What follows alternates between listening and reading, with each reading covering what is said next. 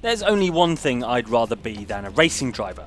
A handsome racing driver. While the new Gran Turismo game GT Sport might not be able to perform the extensive cosmetic surgery, it does a pretty good job of making me feel like a professional racer without me ever having to peel myself out of my sofa butt imprint.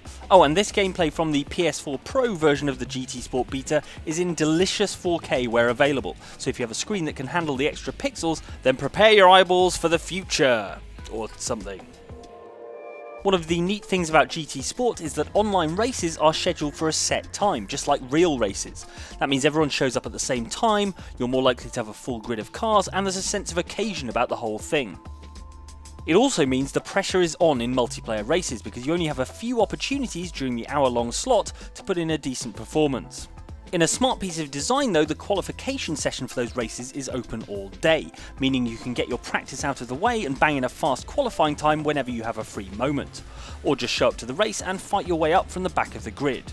The only slight downside, do I choose the 8 o'clock race or Great British Bake Off?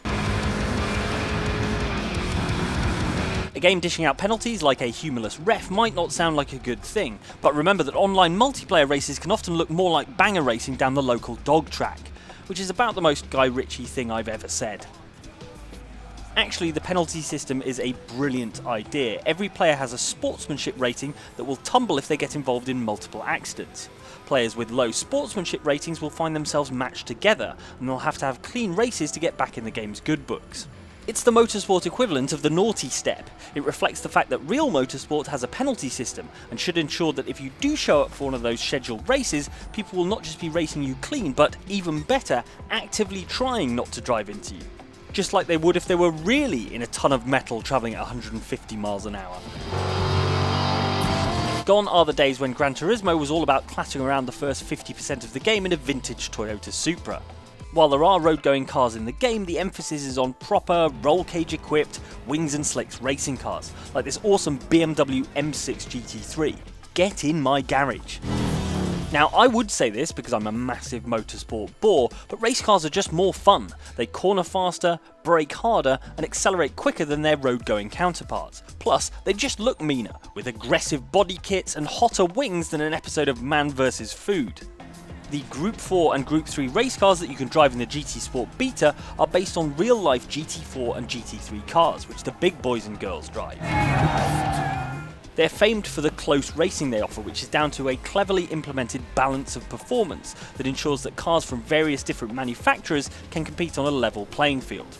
That varied and high quality racing translates directly into racing sims like GT Sport as well. Whether you're a fan of Aston Martin, BMW, Porsche, or any of the other manufacturers in the game, you'll be in with a genuine shot at victory. And unlike in Gran Turismo of old, it won't just be because you added a Stage 3 turbo kit and sticky tyres to something you found in the back of Auto Trader and just drove past everyone at the first corner.